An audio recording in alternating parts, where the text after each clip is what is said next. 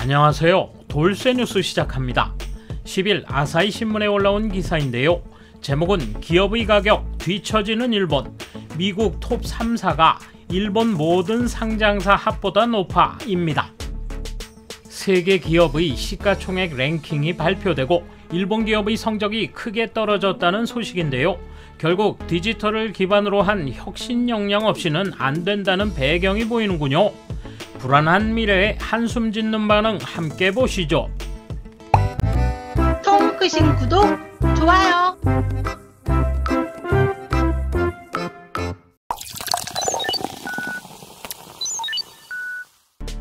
기업의 값을 나타내는 시가총액 상위권의 면면이 바뀌고 있다. 코로나 확산에 의한 디지털화의 진전으로 미 거대 IT 기업이 상승해 애플은 한때 세계에서 처음으로 3조 달러를 넘었다. 탈탄소 흐름을 탄 테슬라도 급성장 중이다.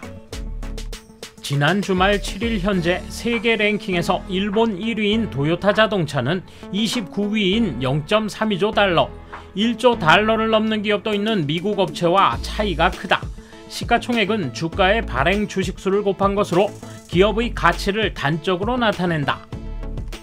변화를 보면 세계 경제의 움직임이나 일본 기업의 고전이 보인다. 세계 톱10에서 주목되는 건 미국 거대 IT 기업들, 애플, 마이크로소프트, 구글의 모회사 알파벳, 아마존, 옛 페이스북 메타, 반도체사 엔비디아 6개사가 들어간다. 코로나 사태가 본격화되기 전인 2019년 말 시점과 비교해 2배 안팎으로 늘어난 점이 눈에 띈다.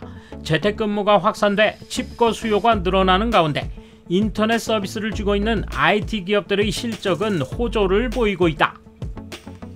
AI의 활용이나 자동운전의 개발 등도 진행되고 있다. 오미크론의 감염 확대로 세계 경제에는 장래에 대한 염려도 있지만 IT 기업의 존재감은 높아지고 있다. 중장기 성장 화두를 던지는 기업. 테슬라는 작년 10월에 1조 달러를 돌파해 한 해에 2배를 초과했다. 미국 신흥 EV 메이커인 리비아는 작년 11월 상장 시 미 자동차 대기업 GM과 어깨를 나란히 했다. 미국의 저명한 투자가 워렌 버핏이 인솔하는 투자회사 버크셔 해서웨이가 8위다. 은행 등 금융은 톱10에 들지 못하고 있고 석유 메이저도 예전 같지 않다. 노무라 증권의 오다카 다카히사시의 말을 들어보자. 디지털이나 환경 대응 등 중장기 성장 테마에 임하는 기업이 향후에도 성장할 것입니다. 미중 대립이나 규제 강화로 중국 기업은 대체로 부진하다. 알리바바는 0.35조 달러로 1년 전보다 반토막이다. 부활하긴 힘들 것. 일본 기업 중 토요타 다음은 소니로 92위, 대만 TSMC가 10위, 중국 텐센트가 11위, 한국 삼성전자 16위 등 아시아에서 일본 기업을 앞지르는 곳도 있다.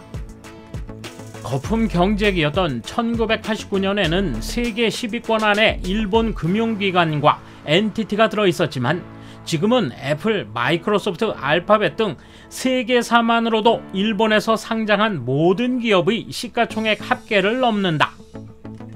증권 분석가 후지토시는 일본세가 버블 붕괴로 설비 투자에 뒤져 성장력이 약해졌고 새로운 비즈니스 모델을 받아들일 토양도 희박하다며 정치나 산업계, 국민의 의식이 변하지 않으면 일본 기업 부활은 어렵다고 말했다.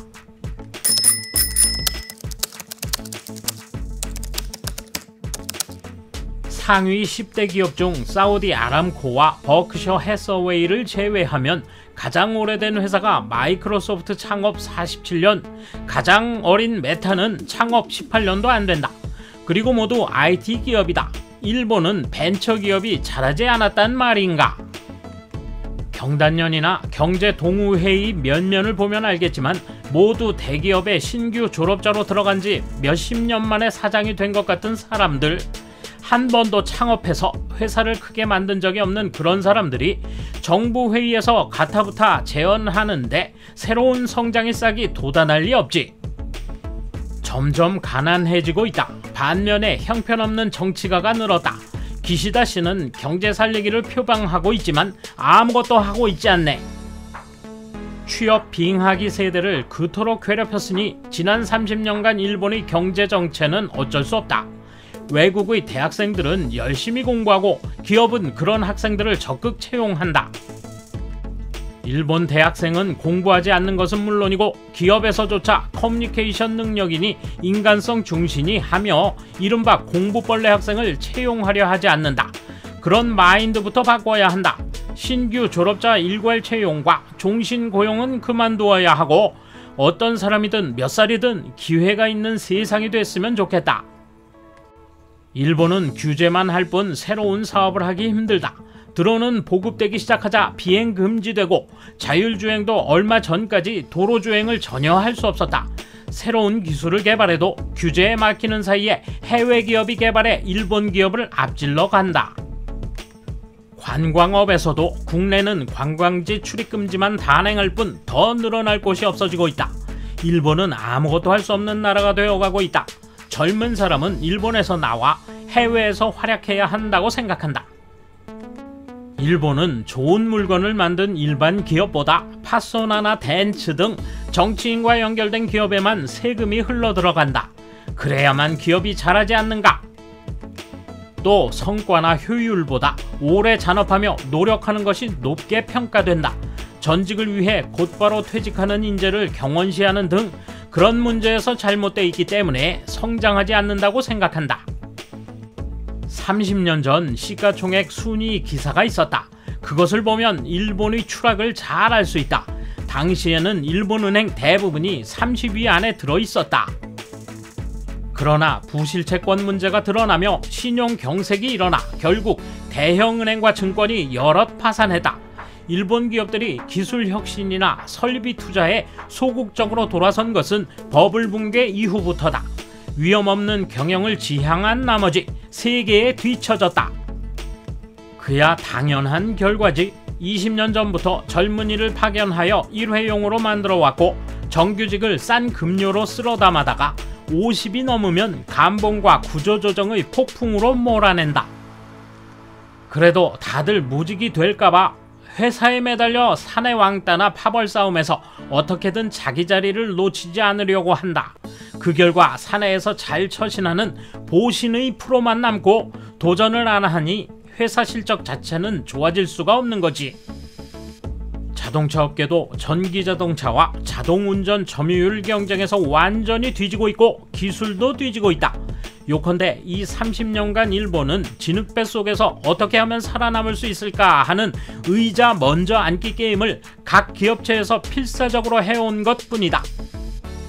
아마 마지막 자리가 남을 때까지 필사적으로 의자 게임을 할 것이다. 중요한 것은 남은 의자에 어떻게 앉느냐가 아니라 보다 편안하고 안정된 새로운 의자를 만들어낼 수 있느냐인데 정말 이 나라는 끝났구나. 돈을 벌고 있는 일본의 개인 투자가 대부분이 미국 주식에 투자하고 있다. 미국 주식은 버블 기미가 보일지 모르지만 일본보단 낫겠지. 일본식 경영이라든지 기업 문화에 대한 탓도 있지만 역시 정치와 재무성을 중심으로 한 행정이 안 되는 거지. 돌쇠 한마디. 일본이 쇠퇴한다는 사실이 이와 같은 지표로 하나씩 증명되고 있군요. 가장 뼈아픈 순간은 아마도 이미 때를 놓쳤다는 걸 깨달았을 때겠죠. 감사합니다. 돌쇠 물러갑니다. 이번 소식은 여기까지입니다. 시청해주셔서 감사합니다. 돌쇠처럼 우직하게, 마님처럼 화끈하게.